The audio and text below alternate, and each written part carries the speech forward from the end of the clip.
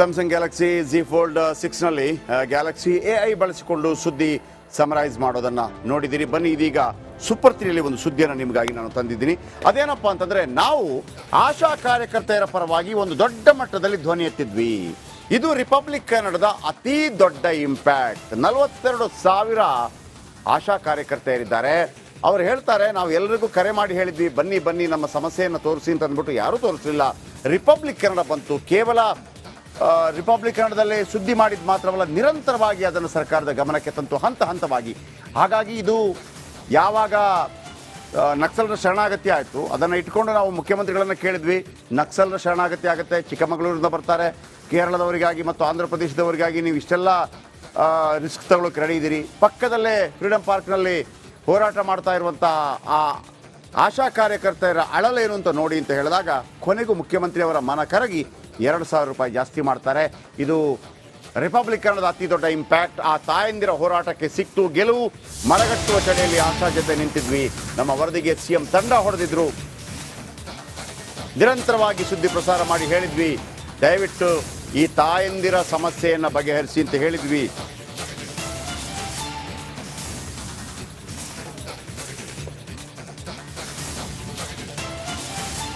ನಮ್ಮ ವರದಿ CM ಕೂಡ ಸ್ಪಂದನೆ ಕೊಟ್ಟರು.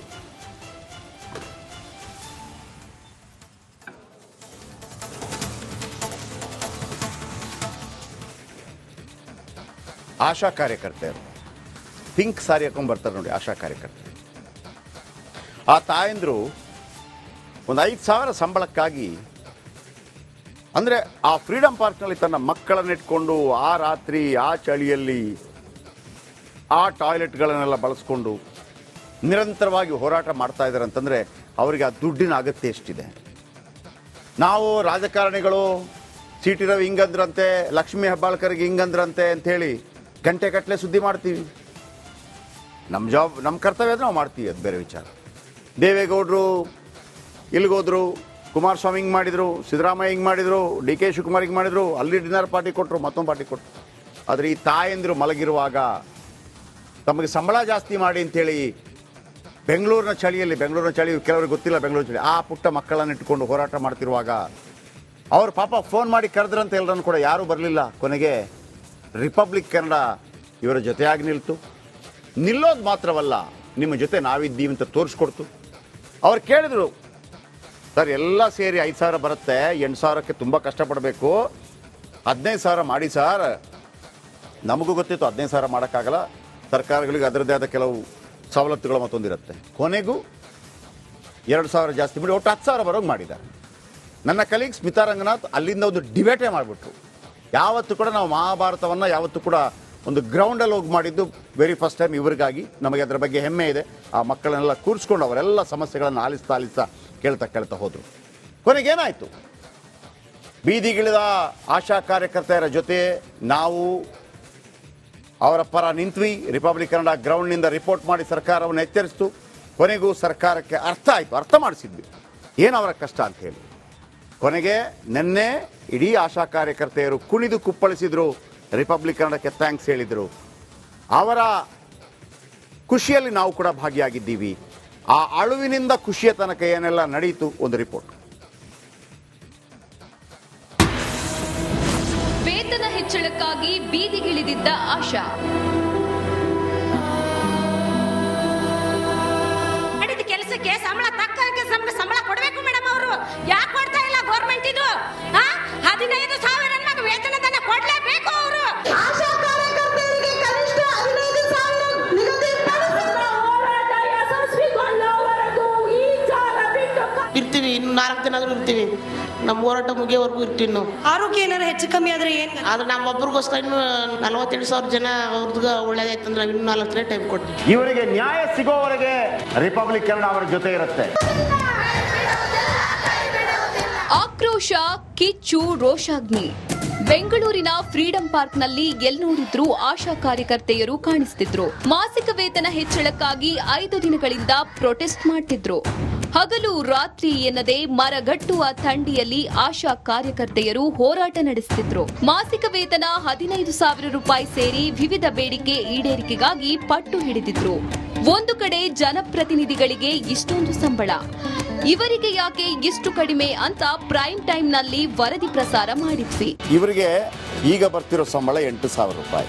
ಇವರ ಡಿಮಾಂಡ್ ಇರೋದು 15,000 ಕೊಡಿ ಅಂತ ಹೇಳಿ. 15,000 ಕೊಡೋದಷ್ಟು ಈಸಿ ಅಲ್ಲದೆ ಇದ್ದಿರ್ಬೋದು, ಆದರೂ ಕೂಡ ಕೇಳುವಾಗ ನಾವು ಜಾಸ್ತಿನೇ ಕೇಳ್ತೀವಿ. ಆದರೆ ನಮ್ದು ಒಂದೇ ರಿಕ್ವೆಸ್ಟ್ ಅಪ್ಪ, ನಾಳೆ ಅಂತೂ ಇದನ್ನು ಭಾಳ ದೊಡ್ಡ ಮಟ್ಟದಲ್ಲಿ ರಿಪಬ್ಲಿಕನ್ನು ತೆಗೆದುಕೊಂಡು ಹೋಗುತ್ತೆ. ಈಗ ನಕ್ಸಲೈಟ್ಗಳು ಶರಣಾಗತರಾದರು, ಅಲ್ಲಿ ಚಿಕ್ಕಮಗಳೂರಲ್ಲಿ ಶರಣಾಗತರಾದರೆ NIA ಎಂಟ್ರಿ ಆಗುತ್ತೆ ಮತ್ತೊಂದು ಅಂತೇಳಿ ಮುಖ್ಯಮಂತ್ರಿಗಳು ಅತೀವ ಕಾಳಜಿ ವಹಿಸಿ ತಮ್ಮ ಮುಂದೆನೇ ಸರೆಂಡರ್ ಮಾಡಿಸಿದ್ರು. ಅದಕ್ಕೊಂದು ಅವಕಾಶಗಳಿದೆ, ಅವರಿಗೆ ಪ್ಯಾಕೇಜ್ ಘೋಷಣೆ. ಅವರು ಸರೆಂಡರ್ ಆದ ತಕ್ಷಣ 3 ರಿಂದ 7 ಲಕ್ಷ ಪ್ಯಾಕೇಜ್ ಇರುತ್ತೆ, ಅರ್ಧದಷ್ಟು ಪ್ಯಾಕೇಜ್ ಈಗಲೇ ಕೊಡ್ತೀರಿ, ಓಕೆ. ಶಾಂತಿ ಸುವ್ಯವಸ್ಥೆ ಕಾಪಾಡೋದಕ್ಕಂಥ ವ್ಯವಸ್ಥೆಗಳಾಗಿದ್ರೆ ಓಕೆ. ಆದರೆ ಅವರನ್ನು ಕರೆಸಿ ನಿಜವಾಗಿ ಹೇಳಬೇಕು ಅಂತಂದರೆ ಸಮಾಜಘಾತುಕನೇ ಅವರು ಮಾಡ್ತಾ ಇದ್ದದ್ದು. ಕೊನೆಗೆ ಏನು ಮಾಡ್ತಾ ಇದ್ದದ್ದು ಅದೇ ಅಲ್ವಾ? ಅವರನ್ನ ಭೇಟಿ ಆಗ್ತೀರಿ. ಆದರೆ ಇವರು ನ್ಯಾಯಯುತವಾಗಿ ಕೆಲಸ ಮಾಡಿದವರನ್ನ ಭೇಟಿ ಆಗುವಂಥದ್ದು ಯಾಕೆ ಮಾಡ್ತಾ ಇಲ್ಲ ಸಿದ್ದರಾಮಯ್ಯನವರೇ? 8,000ದಲ್ಲಿ ಇವತ್ತು ಬದುಕಕ್ಕಾಗತ್ತಾ? ವೇತನ ಆಯೋಗದ ಪ್ರಕಾರ ಈಗ ಎಷ್ಟಿರಬೇಕು ಇನ್ನು ಮುಂದೆ? 27,000 ಮಿನಿಮಮ್ ಇರಬೇಕು. ಅದರ 30% ಕೂಡ ಇವರಿಗಿಲ್ಲ, 8,000 ರೂಪಾಯಿ. ನೋಡಿ, ಒಬ್ಬ ಶಾಸಕರುಗಳ ಸಂಬಳ ಹೇಗಿರುತ್ತೆ, ಇವರ ಸಂಬಳ ಹೇಗಿರುತ್ತೆ ಹೇಳ್ತೀನಿ. ಸ್ಪೀಕರ್ ಅವರಿಗೆ 75,000 ರೂಪಾಯಿ ಸಂಬಳ ಇದೆ, ಮುಖ್ಯಮಂತ್ರಿಗೆ 75,000 ಸಂಬಳ ಇದೆ. ಸಂಬಳ ಜಸ್ಟ್ ಉಳಿದದ್ದೆಲ್ಲ ಇರುತ್ತೆ. ಆಮೇಲೆ ಉಪ ಸ್ಪೀಕರ್ಗೆ 60,000 ರೂಪಾಯಿ ಸಂಬಳ ಇರುತ್ತೆ, ಕ್ಯಾಬಿನೆಟ್ ಸಚಿವರಿಗೆ 60,000 ರೂಪಾಯಿ ಸಂಬಳ ಇರುತ್ತೆ, ವಿಪಕ್ಷ ನಾಯಕರಿಗೆ 60,000 ರೂಪಾಯಿ ಸಂಬಳ ಇರುತ್ತೆ, ರಾಜ್ಯ ಸಚಿವ ದರ್ಜೆಗೆ 50,000 ಇರುತ್ತೆ, ಶಾಸಕ MLCಗೆ 40,000 ಇರುತ್ತೆ, ಮನೆ ಬಾಡಿಗೆ 1.2 ಲಕ್ಷ ಕೊಡ್ತಾರೆ, ಮನೆ ನಿರ್ವಹಣೆಗೆ 30,000 ಕೊಡ್ತಾರೆ. ನಕ್ಸಲೈಟ್ಗಳನ್ನು ಕರೆಸಿ ಸರೆಂಡರಿಂಗ್ ಮಾಡಿಸಿದ್ರಿ, ಇವರ ಬಳಿಗೆ ಹೋಗ್ಬೋದಿತ್ತಲ್ಲ. ಎಲ್ಲಿಂದ ಕರೆಸಿದ್ರಿ?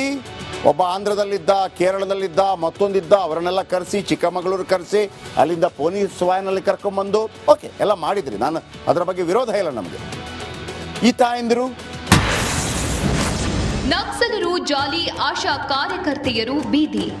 ಒಂದು ಕಡೆ ರಕ್ತದೋಕುಳಿ ಹರಿಸಿದ್ದ ನಕ್ಸಲರನ್ನ ಚಿಕ್ಕಮಗಳೂರಿನಿಂದ ಬೆಂಗಳೂರಿಗೆ ಕರೆಸಿಕೊಂಡಿದ್ರು ಸಿಎಂ ಸಾಹೇಬ್ರು. ಆದ್ರೆ ವಿಧಾನಸೌಧ ಹಾಗೂ ನಿಮ್ಮ ಮನೆಗೆ ಕೂಗಳತೆ ದೂರದಲ್ಲಿದ್ದ ಆಶಾ ಕಾರ್ಯಕರ್ತೆಯರ ಗೋಳು ನಿಮಗೆ ಕಾಣಿಸ್ಲಿಲ್ವಾ ಅಂತ ಮಹಾಭಾರತದಲ್ಲಿ ಗ್ರೌಂಡ್ನಿಂದ ರಿಪೋರ್ಟ್ ಮಾಡಿದ್ವಿ. ಇವತ್ತಿನ ಮಹಾಭಾರತ ಕಾರ್ಯಕ್ರಮವನ್ನ ತಾಯಂದಿರು, ಅದರಲ್ಲೂ ಊರನ್ನ ಕಾಯುವ ದೇವತೆಯರು, ಊರಿನ ಜನರ ಆರೋಗ್ಯವನ್ನ ಕಾಪಾಡುವ ಅಮ್ಮಂದಿರು ಅಂದ್ರೆ ಆಶಾ ಕಾರ್ಯಕರ್ತೆಯರಿಗೋಸ್ಕರ ನಾವು ಮುಡಿಪಾಗಿಡ್ತಾ ಇದೀವಿ. ಕೇವಲ ಫಿಕ್ಸ್ 5,000, ಆಮೇಲೆ ರೂಟೀನ್ 2,000, 7,000 ಪಗಾರ ಮಾಡ, ಅದು 7,000 ನಮ್ಗೆ ಕರೆಕ್ಟ್ ಬರ್ತಾ ಇಲ್ಲ. 1 ತಿಂಗಳು ಬರ್ಲಿ ತನಕ ಸರ್ಕಾರ ಸ್ಪಂದಿಸಲು ಅಲ್ಲಿ ತನಕ ಇಲ್ಲಿಂದ ಆಚೆ ಹೋಗಲ್ಲ ಅಂತಿದ್ದಾರೆ.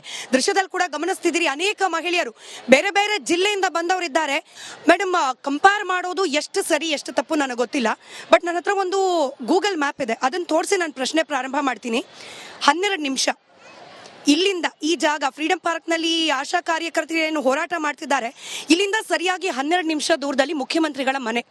ನಿನ್ನೆ ತಮಿಳುನಾಡು, ಕೇರಳದ ನಕ್ಸಲರನ್ನ ಕರೆಸಿ ಅವರಿಗೆ ರೆಡ್ ಕಾರ್ಪೆಟ್ ಹಾಕಿ ಸ್ವಾಗತ ಮಾಡಿ ಸಂವಿಧಾನ ಕೊಟ್ಟು ಅವರ ಅಳಲನ್ನ ಕೇಳಿಸ್ಕೊಂಡ್ರು. ಬಟ್ ಮುಖ್ಯಮಂತ್ರಿಗಳಿಗೆ ಆಶಾ ಕಾರ್ಯಕರ್ತರು ಬೇಡವಾ?